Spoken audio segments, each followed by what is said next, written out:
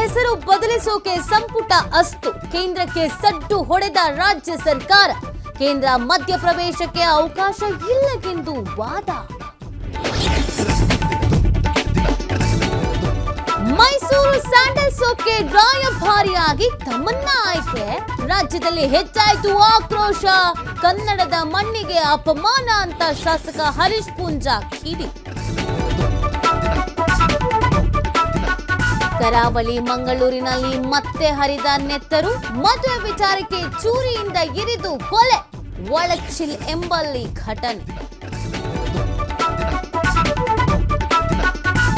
ಬಾಗಲಕೋಟೆಯಲ್ಲಿ ತೋಟಗಾರಿಕೆ ವಿವಿ ವಿಲೀನಕ್ಕೆ ಚಿಂತನೆ. ಸರ್ಕಾರದ ನಿರ್ಧಾರಕ್ಕೆ ವಿವಿಧ ಸಂಘಟನೆಗಳ ಆಕ್ರೋಶ. ಉಗ್ರ ಹೋರಾಟದ ಎಚ್ಚರಿಕೆ. ಬೆಂಗಳೂರಿನಲ್ಲಿ ಮಳೆಯಿಂದ ಡೆಂಘಿ ಕೇಸ್ ಹೆಚ್ಚಳ. 500ಕ್ಕೂ ಹೆಚ್ಚು ಪ್ರಕರಣ ಪತ್ತೆ. ಶೀತ ವಾತಾವರಣದಿಂದ ನೆಗಡಿ, ಸುಸ್ತು.